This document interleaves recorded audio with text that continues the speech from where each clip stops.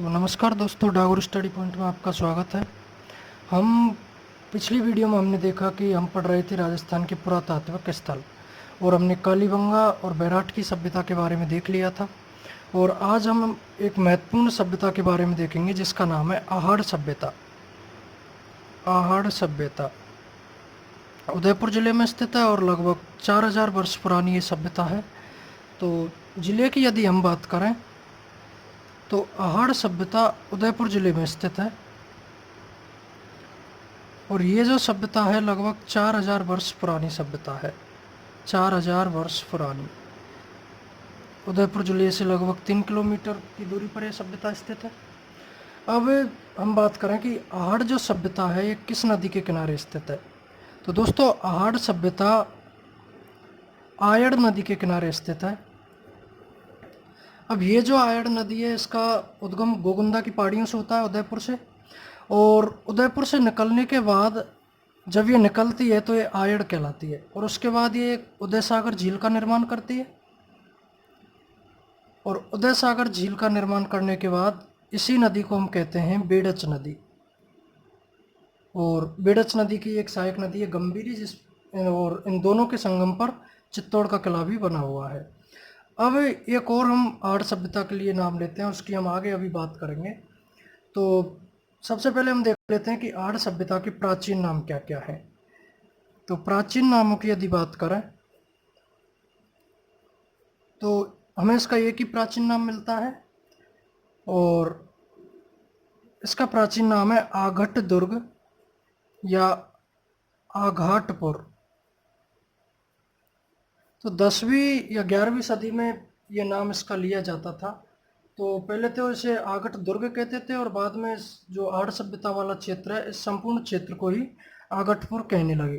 तो ये 10वीं और 11वीं शताब्दी में इसका नाम लिया जाता था। 11वीं सदी में आहड़ सभ्यता का जो प्राचीन नाम है वो है आघाटपुर। इसके अलावा बात करें स्थानीय नाम की कि इसका स्थानीय नाम क्या है, तो दोस्तों हमें यह है एक ऊंचे टीले पर प्राप्त हुई है, और उसी वजह से स्थानीय भाषा में वहाँ के जो लोग थे इस सभ्यता को कहते हैं धूलकोट। धूलकोट की सभ्यता, इसे कोठे व गोरे की सभ्यता और मृद भांडों की सभ्यता भी कहते हैं, ताम्र नगरी भी इसे कहा जाता है। तो इन सभी नामों की तो हम आगे चर्चा करेंगे विस्तार से। इसके बाद देख लेते हैं कि इसके उपनाम क्या क्या हैं। तो आहड़ सभ्यता के उपनाम, तो एक तो दोस्तों इसका उपनाम लिया जाता है बनास संस्कृति।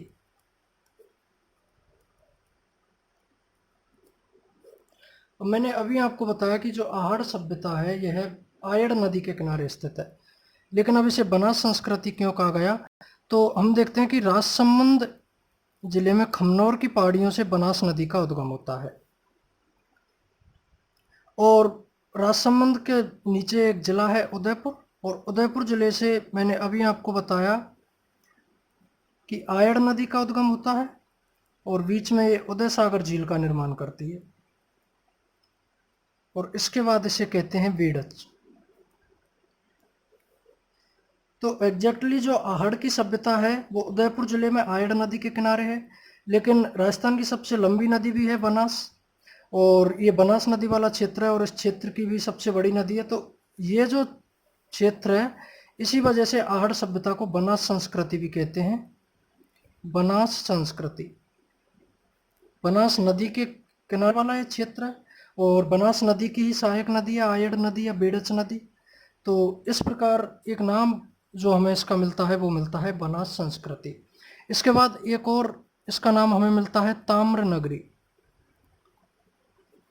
अब ताम्र नगरी यहाँ से इसलिए मिलता है क्योंकि सर्वाधिक जो तांबे के औजार हैं या हम आभूषणों की बात करें तो हमें आहड़ सभ्यता से मिलते हैं।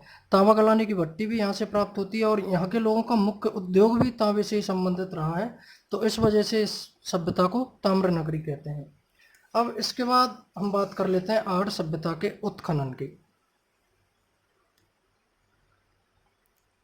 उत्खनन, तो उत्खनन की जब बात आती है तो 1953 में सबसे पहले तो इसका लघु स्तर पर उत्खनन किया गया था 1953 में अक्षय कीर्ति व्यास के द्वारा।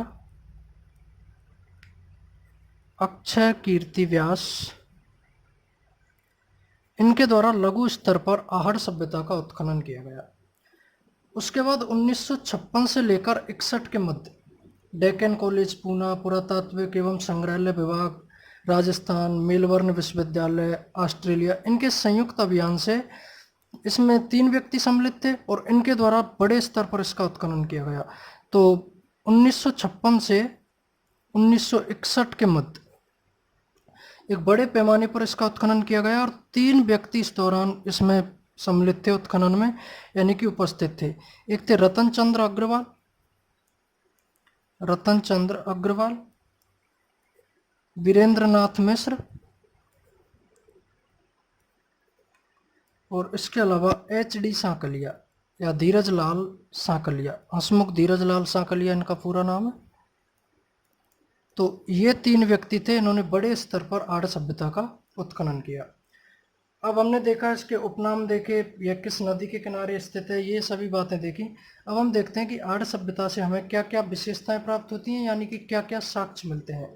तो दोस्तों इससे पहले मैं आपको इसका समृद्ध काल बता देता हूँ कि किस समय में यह सभ्यता फलीभूत हुई।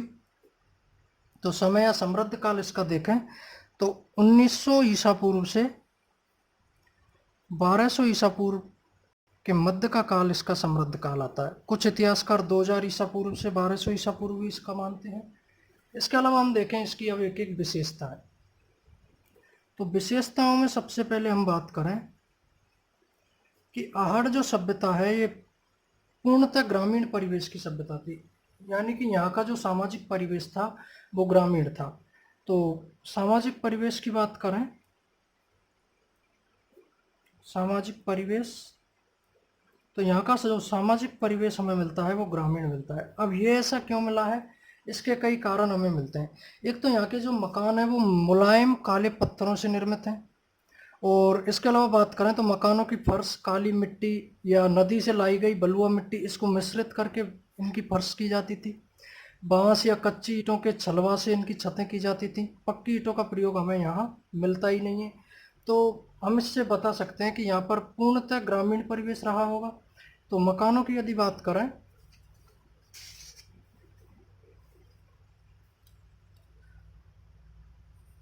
तो यहाँ के जो मकान हैं इनमें सबसे पहले तो कच्ची ईंटों का प्रयोग हमें मिलता है। कच्ची ईंटों का प्रयोग, और मकानों की छतों में या मकान की छत में काली प्लस बलुआ मिट्टी का प्रयोग होता था। तो मकान की फर्श में, सॉरी यहाँ मैंने छत लिख दिया, ये फर्श है। तो मकान की जो फर्श थी उसमें काली या बलुआ मिट्टी का प्रयोग होता था, और ये जो बलुआ मिट्टी थी ये नदी से लाई गई थी, यानी कि नदी से इसे वो लोग लाते थे। इसके अलावा बात करें कि मकानों की जो छत होती थी वो बांस, और इन बांस की जो चटाइयाँ होती थी या बांस होते थे, इन पर मिट्टी का लेप कर दिया जाता था, मिट्टी का लेप।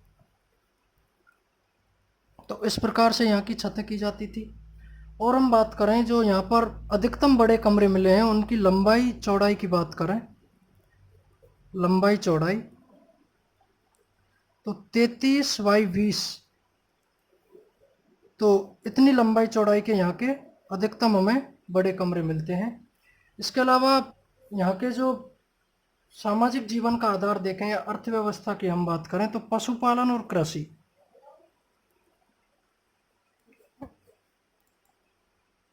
तो पशुपालन में तो यहाँ की हम बात करें तो ये लोग कुत्ते, हाथी, गेंडा इत्यादि पशुओं से परिचित थे। तो अर्थव्यवस्था पशुपालन पर टिकी हुई थी एक तो, और पशुपालन के साथ ये लोग कृषि भी करते थे। और कृषि में मुख्य रूप से चावल की खेती किया करते थे। और पशुपालन की यदि बात करें तो कुत्ते से ये परिचित थे, इस बात का आपको ध्यान रखना है, कुत्ते से परिचित। इसके अलावा हाथी, गेंडा इत्यादि पशुओं से ये परिचित थे। और अब हम बात करें कि इसे ताम्रवती नगरी भी इस सभ्यता को कहते हैं। तो हमें यहाँ से तांबा गलाने की भट्टी भी प्राप्त होती है, तांबा गलाने की भट्टी।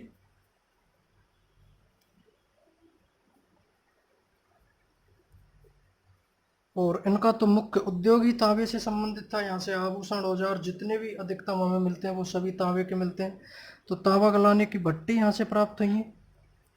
तो हम कह सकते हैं कि इनका प्रमुख उद्योग तांबे से संबंधित था, जितने भी उद्योग धंधे थे। और इसीलिए इसे कहते हैं ताम्रवती नगरी या ताम्र नगरी। तो एक बात आपको ये भी ध्यान रखनी है। इसके अलावा जब दोस्तों हम आगे बात करते हैं तो यहाँ से मृद भांड प्राप्त हुए हैं। मृद भांडों का मतलब मिट्टी के बर्तन हमें यहाँ से प्राप्त होते हैं। तो काले मृद भांड हमें यहाँ से प्राप्त होते हैं, काले मृद भांड। और ये जो मृद भांड है, मृद भांडों का मतलब होता है मिट्टी के बर्तन, मिट्टी के बर्तन। तो ये अपने दैनिक जीवन में इनको काम में लेते थे। और जब इन्हीं मृद भांडों को ये अनाज भरने के काम में लेते थे तो इनका जो बड़ा रूप होता था उन्हें हम कहते थे कोठे व गोरे, कोठे व गोरे। अब ये जो काम आते थे, इनका काम होता था अनाज भरना, यानी कि इनमें ये अनाज भरते थे। और इनका जो छोटा रूप था, उन बर्तनों को एक दैनिक जीवन में काम में लेते थे। तो इसी कारण इसे कहते हैं मृद भांडों की सभ्यता, कोठे व गोरों की सभ्यता। इसके अलावा आगे हम यदि बात करें आर्य सभ्यता की, तो यहाँ से दोस्तों हमें एक बैल की प्रतिमा प्राप्त हुई है, टेराकोटा की, जिसे बनासियन बुल की संज्ञा दी गई है। तो बैल की मूर्ति यहाँ से प्राप्त होती है। और इसको कहा गया है बनास का बैल या बनासियन बुल, बनास का बैल या बनासियन बुल। तो ये बात भी आपको ध्यान रखनी है। और हम बात करें कि यहाँ का जो संबंध हमें मिलता है वो विदेश से भी मिलता है। और इसके साक्ष्य हमें इस प्रकार मिलते हैं कि तृतीय ईसा पूर्व से प्रथम ईसा पूर्व के बीच की यहाँ पर हमें 6 मुद्राएं और 3 मोहरें प्राप्त होती हैं। तो यहाँ से 6 मुद्राएं हमें प्राप्त होती हैं। और इन 6 मुद्राओं में जो हमें एक मुद्रा देखने को मिलती है, उस मुद्रा पर एक और त्रिशूल और दूसरी ओर यूनानी देवता अपोलो। और अपोलो को यूनान में अर्थ होता है सूर्य भगवान, तो सूर्य भगवान का चित्र अंकित है। तो ये जो यहाँ से मुद्रा मिली है, इसके एक और तो हमें प्राप्त होता है त्रिशूल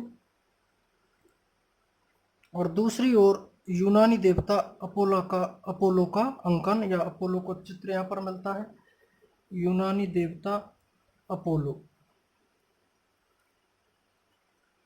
अपोलो का दोस्तों अर्थ होता है सूर्य भगवान।